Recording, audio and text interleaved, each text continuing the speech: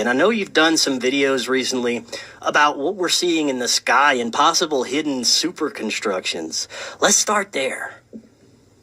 Well, first of all, the premise of my channel and how I approach simulation theory is fundamentally different than what you're seeing elsewhere. And that may be one of the significant reasons for the fast growth of my channel. Simulation theory is not novel. It's not new. For a lot of people, it's just another rabbit hole. Now, simulation theory is really brought most people who discuss this come from modern frames of reference, such as we're very close to it now with VR technology, virtual reality, holographic technology, subliminal embeds that are put in movies and on television programs. This is a part of simulation too, because you can have an alternate message encoded within a program, and this is the very same thing reality would be doing to us as well.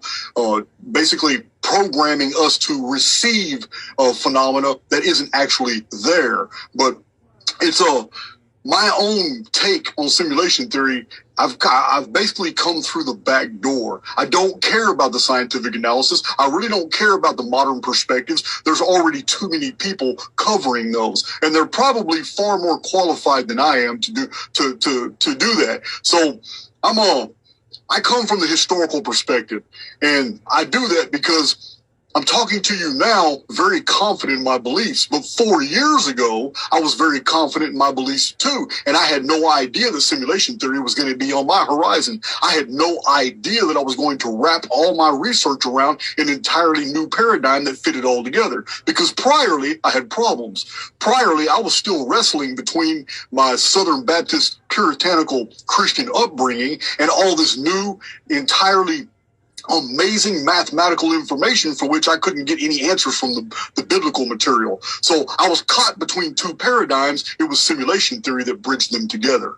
So my own take, Matthew, is basically I'm coming from the perspective of being able to show you in world chronology that events are so mathematically perfect that it defies explanation. Therefore, this is evidence of a simulated holography, a context that seems very real to us. So when you're talking about super constructions, it's very difficult to approach that from the historical standpoint, because most of our history, recorded human history, was after the collapse of a very technologically advanced civilization, and their frames of reference return to Neolithic points of reference. So when we started becoming semi-advanced around 1561, one of my videos addresses what people saw when the sky sim failed over Nuremberg.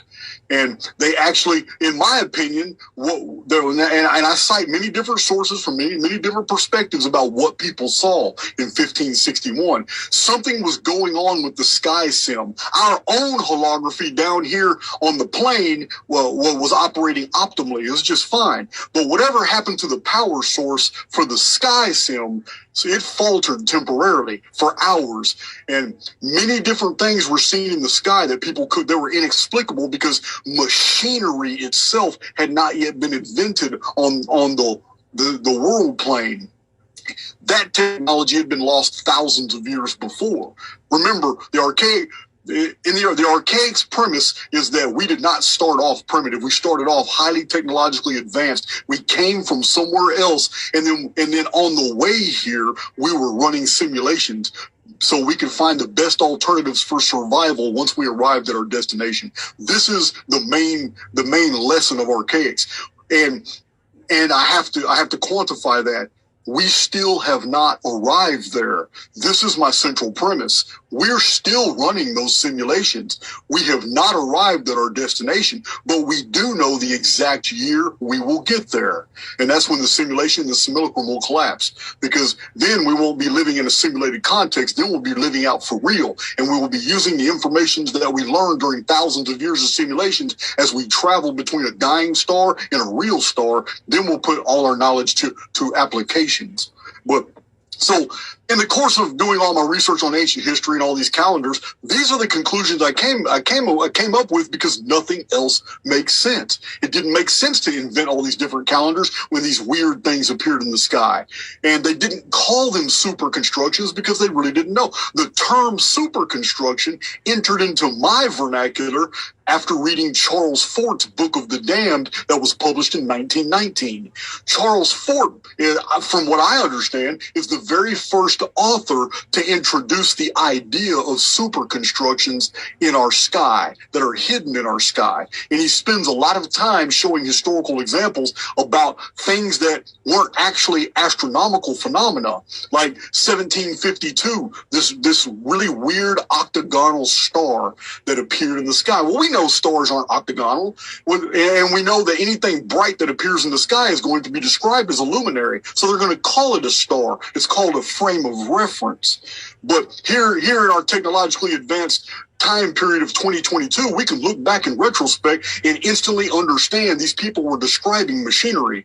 In 1561, the artistic depictions over Nuremberg, like the Kossuth woodcut, those are machines they're looking at. They don't know. They're looking at giant cogs and giant tubes with boring holes in them. Whatever they were looking at is very strange. But during the entire episode, the sun looked like it was sick, like it was injured, and something equally the same size as the sun appeared next or in the sky close to the sun, to where people could see both objects at the same time. But it was unlike a sun, and yet it still put off a corona. So this is what my videos show. I show the actual woodcuts, and I actually cite the historians that were alive during the day, not the people afterward, the people, the eyewitnesses, and what they saw. So in 1561, it's inexplicable.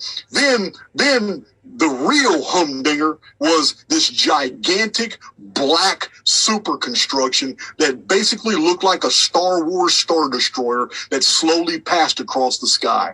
And it's in the woodcut. The Kossuth woodcut shows a picture of it too. It's that, you've seen it.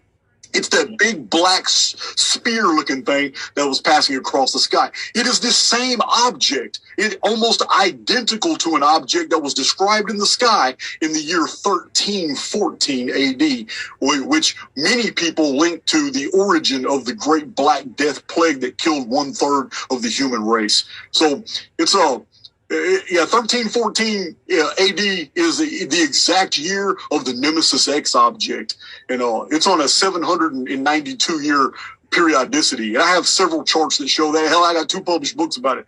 But these super constructions are very difficult for us to talk about today because when we refer to them, we can only refer to the frames of reference that were used by the people in historic times. They don't say super construction. They say octagonal star. They say castles in the sky. They say they saw a city with towers in the sky, and it rained fire on the forests. So their frames of reference are different, but we know today they're talking about super constructions, the same thing that Charles Fort introduced into the public mindset over 100 years ago. Well, maybe we should get